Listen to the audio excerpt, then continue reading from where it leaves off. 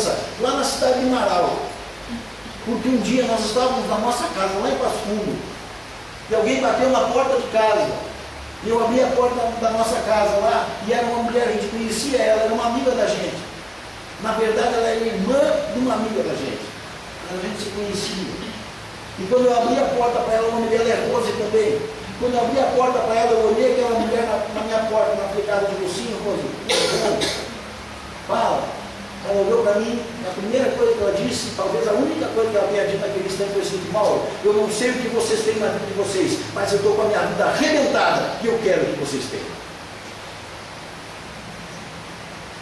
A minha cunhada, eu consegui levar ela a Cristo, eram umas 3 horas da manhã, porque ela chegou na casa da minha sogra, enquanto todo mundo estava dormindo no andar de cima, eu estava de noite orando, lá embaixo, na parte da cozinha, lá onde a família se reúne para as refeições.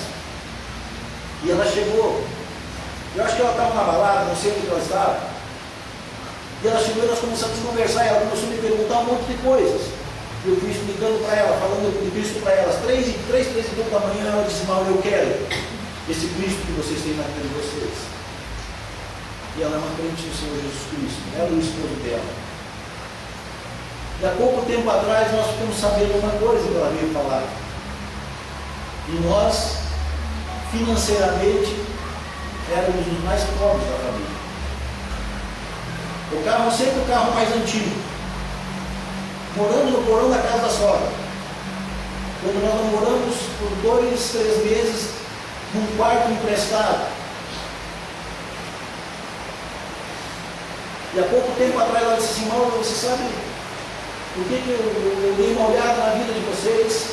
E nós temos na família, tem uma pessoa que é da maçonaria, tem aquelas pessoas que vão no espiritismo, na macumba, e essa que a irmã da Rose que aceitou Cristo é a irmã mais nova. O irmão mais novo sempre olha para os mais velhos. E ela disse assim: sabe por que eu quis aquilo que vocês têm?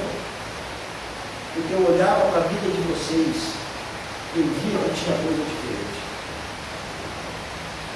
Amados, faça a diferença, não pelo orgulho, faça a diferença por servir. Faça a diferença por servir com humildade. Que as pessoas vejam em você humildade. Que as pessoas olhem para você e digam assim: o que tem essa pessoa que é diferente? E aí você poderá dizer: eu tenho Cristo Jesus na minha vida. É Ele que me faz diferente. Amém? Amém.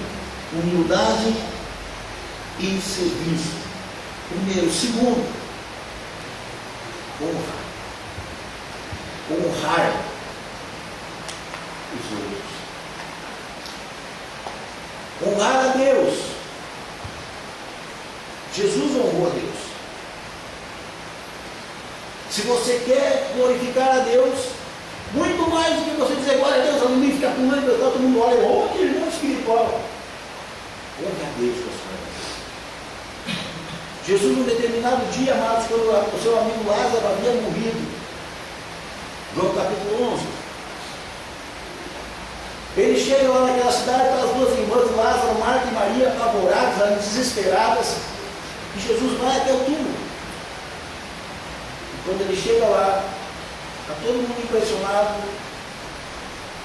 Lázaro vai ressuscitar, mas Jesus dá glórias a Deus.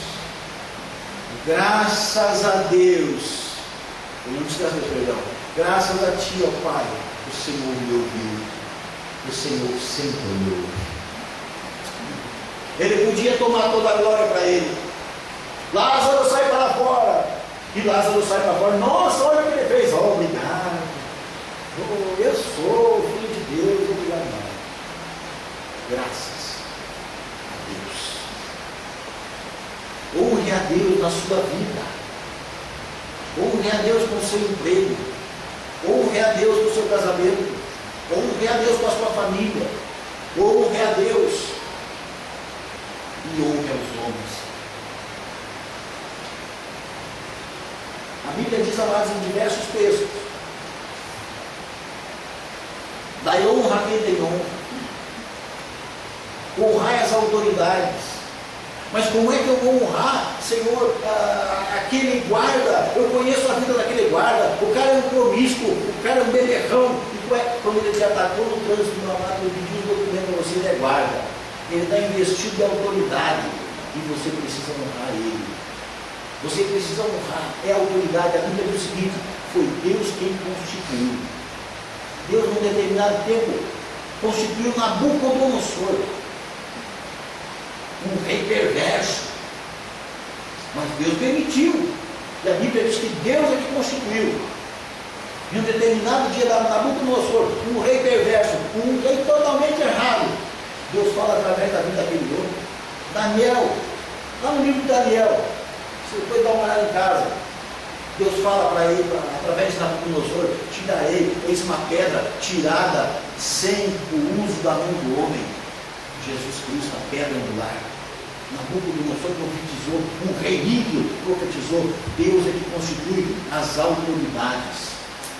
Honre as autoridades, e você estará glorificando a Deus com a sua vida. Amém? Mas uma característica: Jesus honrava a Deus e Jesus honrava os homens. Jesus honrava as autoridades. Jesus respeitava as autoridades. Você quer um exemplo? Quando Jesus estava andando, num determinado dia, ele está indo, e havia um local que era chamado o local dos leprosos. E Jesus está passando por ali, salta de lá 10 leprosos. Jesus. Opa, o que foi? Nós estamos leprosos, Jesus, cura-nos. E Jesus falou o quê? Vão até o templo, apresentem-se para o sacerdote. Por quê? Porque lá no livro do Levítico, na lei, dizia o seguinte: que alguém, quando estava leproso, ficava afastado, e depois, quando curava, ia até o sacerdote examinava ele, se estava tudo ok, ele ia oferecer sacrifício no templo pela lepra que ele tinha sido curado, e tudo ali. E Jesus não passou por cima. Não, Jesus disse assim: vai e apresenta-te ao sacerdote. Jesus honrou as autoridades. Por que eu e você não vamos honrar? Quem nós somos a mais do que Jesus que não vamos honrar autoridades? Se você é empregado de alguém, amados, e o teu patrão não é crente, você tem que ser melhor ainda para ele, para que ele olhe para você e pense: meu Deus, o que esse cara tem? Eu mando ele, eu piso em cima dele. Tem a situação de um amado conhecido da gente ali, que ele é militar, e ele estava servindo em Brasília, se eu não me engano, naquela época, e descobriram que ele era crente. E aí o capitão dele, o chefe dele, começou a pesar a mão, e começou a exigir coisas dele, que não exigia de ninguém. E chegou a um ponto que o chefe dele disse assim: se você não rejeitar a Cristo, o grupo de você, porque o cara fazia isso com ele, e ele fazia tudo. Ele se humilhava, o cara botava ele limpar alojamento, o cara botava ele limpar banheiro, fazia todas as atrocidades com ele, mas ele ia lá e fazia. E chegou um dia que o cara disse assim: olha, se você não negar Cristo, todo o teu grupo, todo o teu batalhão aí vai ter que pagar, vai ter que trabalhar. Não é só você mais agora, é o teu batalhão. E aí a coisa mudou, porque era todo mundo em cima dele. E ele não negou. E todo mundo teve que trabalhar. E ele foi firme na decisão dele. No dia da formatura, quando o capitão lá, o maioral dele, foi dar a palavra, junto de todo mundo que estava por ali, o que aconteceu? Todo mundo assistindo. E aquele capitão, aquele maioral, aquele mais graduado, vai fazer o seu discurso e diz: olha, no meio desse grupo tem um homem que não vai negar a pátria. Tem um homem que a pátria pode acreditar, pode confiar, porque esse homem não se dobra por nada, porque eu fui pesado para a vida dele. E ele não negou a sua fé, ele não negou o Cristo que ele crê, ele não vai negar o país que ele serve, e exaltou ele, todo mundo ele foi exaltado. Veio que a tribulação veio, toda aquela coisa ruim para ele, mas ele foi fiel, ele foi até o fim, ele honrou a autoridade que estava sobre a vida dele.